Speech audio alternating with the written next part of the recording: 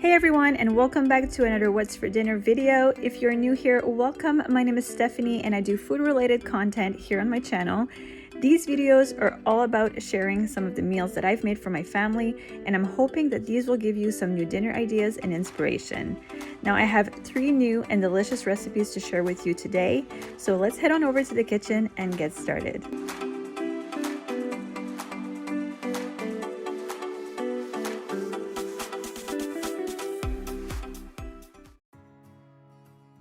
The first meal I'll be sharing with you this week is the super yummy and easy taco ring, and you only need 4 ingredients.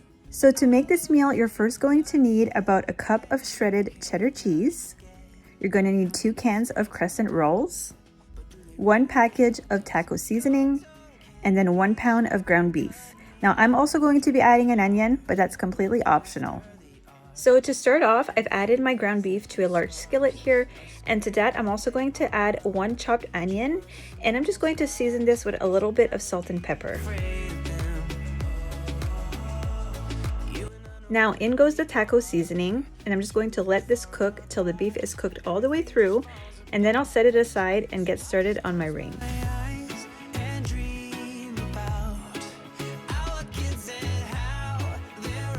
So you want to use a large cookie sheet.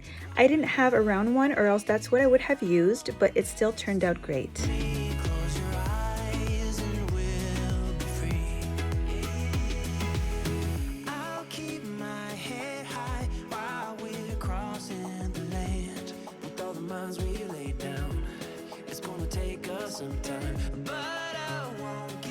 So I'm just laying this flat on my pan. I like using a pizza cutter to separate all of the pieces. I just find that they come apart a lot easier that way.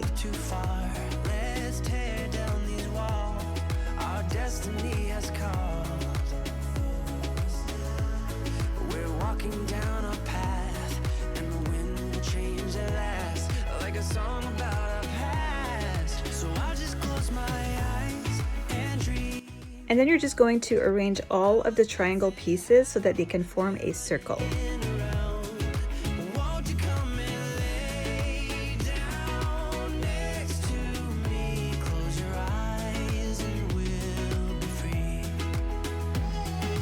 As you can see, I did rearrange some of the pieces and kind of move things around until I was satisfied with the way it looked.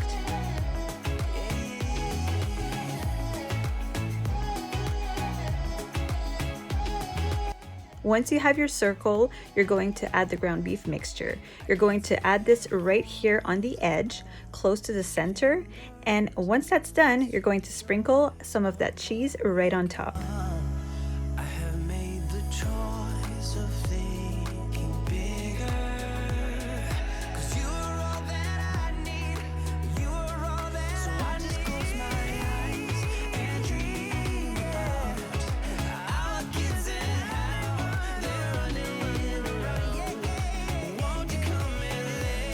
Now I'm going to grab the tip of each triangle and I'm going to bring it over the ground beef filling.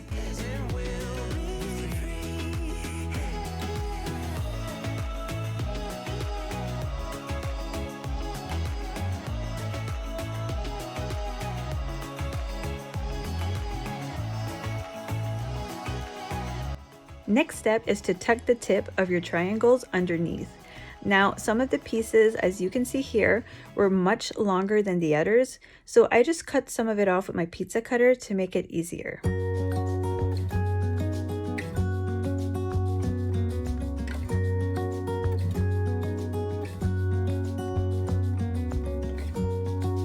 Now I'm just stretching out the dough just a little bit, just to cover some of those gaps. So this is what it looks like, and now I'm going to pop this in the oven. I have my oven preheated at 375, and I'm going to bake this for 20 to 25 minutes. So here it is. This is what it looks like once it's all done.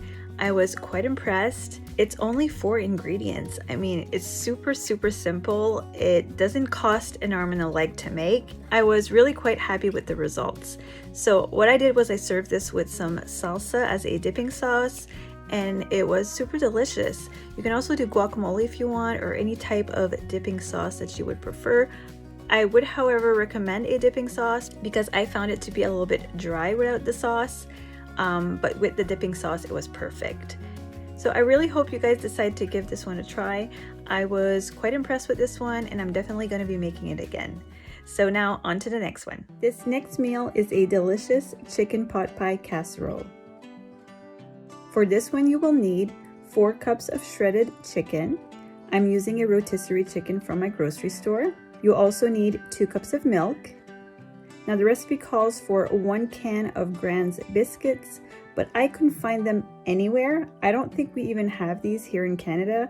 So instead I'm using these country biscuits, and because they're smaller, I wasn't sure if 1 can would be enough, so I just got 2 just in case. Here I have 2 cans of cream of chicken, and you're also going to need half a teaspoon of garlic powder, 4 cups of mixed frozen veggies. I'm only using green beans and corn because I am not a huge fan of peas, but you can go ahead and use whichever veggies that you prefer. And then the last thing you will need is a half a teaspoon of melted butter. To start off, I have a pan here that I've lined with parchment paper, and I'm going to bake my biscuits. The recipe says to bake these for 8 minutes, but because my biscuits are smaller than the Grand's biscuits, I baked mine for about 6 minutes.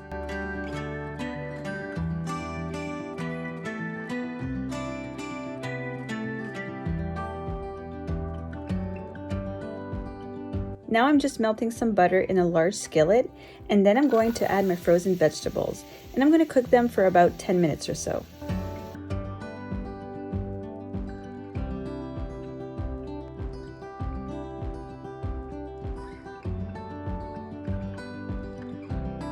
Once my veggies are tender, I'm going to add the chicken, the cream of chicken, and the milk.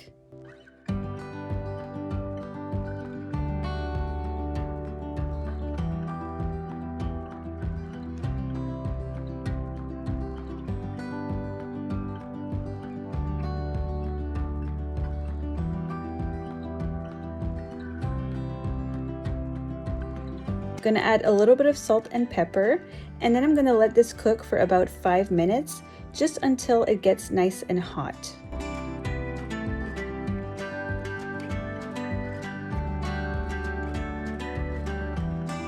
So I found the sauce to be a little too thin for my taste, so I decided to thicken it up. I'm just adding a mixture of flour and water here, which is called a slurry. So what I did is I just added 4 tablespoons of flour to a half a cup of cold water and mixed it together until smooth. Now I'm just going to let this simmer a few more minutes, just until the sauce has thickened and the taste of flour is cooked out. Alright, so this looks good. So now I'm going to go ahead and transfer this into a 9 by 13 inch baking dish, and then I'm going to add my biscuits right on top.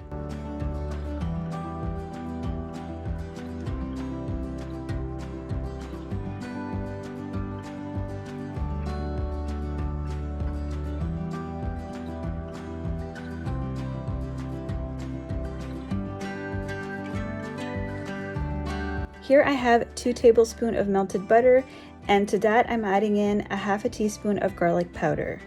And if you're not a fan of garlic powder, it's not a problem, you can just add whichever seasonings that you prefer.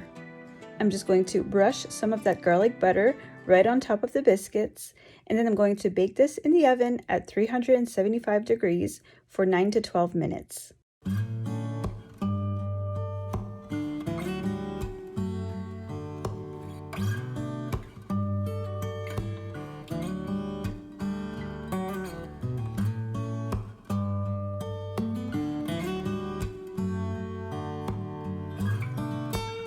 Here it is out of the oven. Look at how good this looks. The biscuits are nice and golden. The mixture turned out great. It wasn't too runny. It was the perfect consistency, at least for me, and I'm glad I added that slurry. I think it made a big difference. This was delicious, pure comfort food, and I'll definitely be making this again. The last recipe I have for you this week is another great one. I am making egg roll noodles. This does have a lot of ingredients, but it's really easy to make and so worth it. So for this one, you will need about a pound of ground pork, You're going to need some cornstarch, some rice vinegar, 3 packages of ramen noodles. Now you only need the noodles, not the seasoning packets. You're also going to need some low sodium soy sauce, a little bit of sriracha, some oyster sauce, some sesame oil. You're also going to need some minced garlic and some minced ginger. Now you can use jarred or fresh, whichever you prefer. Next we have some light brown sugar, as well as some low sodium chicken broth. Now for the veggies, you're going to need about 3/4 cup of matchstick carrots, 3 cups of thinly sliced green cabbage, half of a large thinly sliced onion, and then the recipe calls for a red bell pepper, but I already had a green one in my fridge, so that's what I'll be using. And you also want this cut into very thin strips. So I went ahead and cut all of my veggies off camera just to save up on time. And also, I would love for you to leave me a comment and let me know if you like watching me cut the veggies, or if you would prefer I just skip that part entirely. Now I have asked that question already on Instagram, but not everybody follows me there, so I want to know what you guys think here on YouTube as well. So let me know in the comments. So here I just wanted to show you real quick how the veggies look like after they've been cut. So you want to cut them pretty thin, just like this. So be sure you're using a good sharp knife, and you want it to be thin because you want this to cook quickly. Now I'm going to get started on the sauce. So you want to start by whisking together 1 tablespoon of soy sauce with 1/2 tablespoon of cornstarch. Once you have a smooth consistency, you're going to add another 2 tablespoons of soy sauce.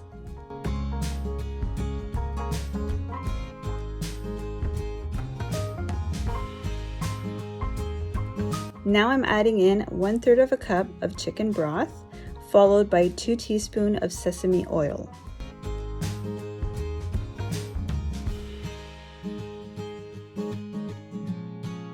In goes 1 tablespoon of brown sugar, and then 1 tablespoon of rice vinegar. Here I have the oyster sauce, and I'm going to add 2 tablespoons.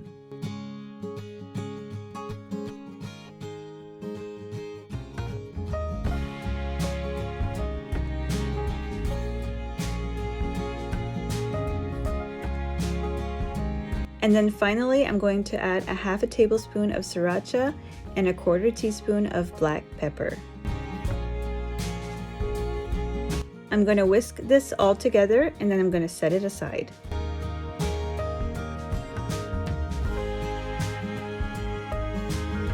For the ramen noodles, you're simply going to cook them for a minute less than what it says on the packaging.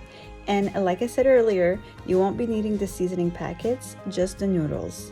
I'm going to heat up some oil in a large deep skillet, or you can use a wok if you have one. So once it's nice and hot, I'm going to add in my onion. I'm going to reduce the heat and saute for about 4 minutes.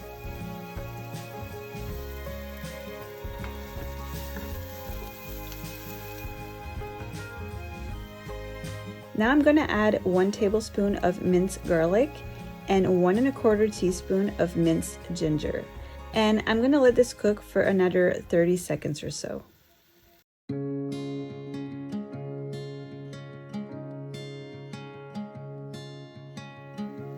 I'm then going to push my onions to the side. I'm going to return the heat to medium-high, and I'm going to add in my pork. I'm just going to break it apart, and then I'm going to mix it in with the onions. And I'm going to let this cook all the way through.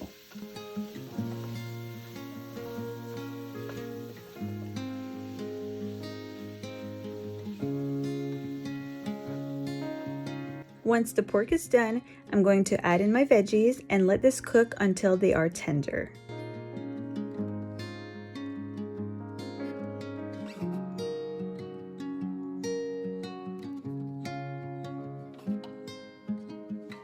So now that my veggies are nice and tender, I'm going to add in my ramen noodles, and then I'm going to add in my sauce.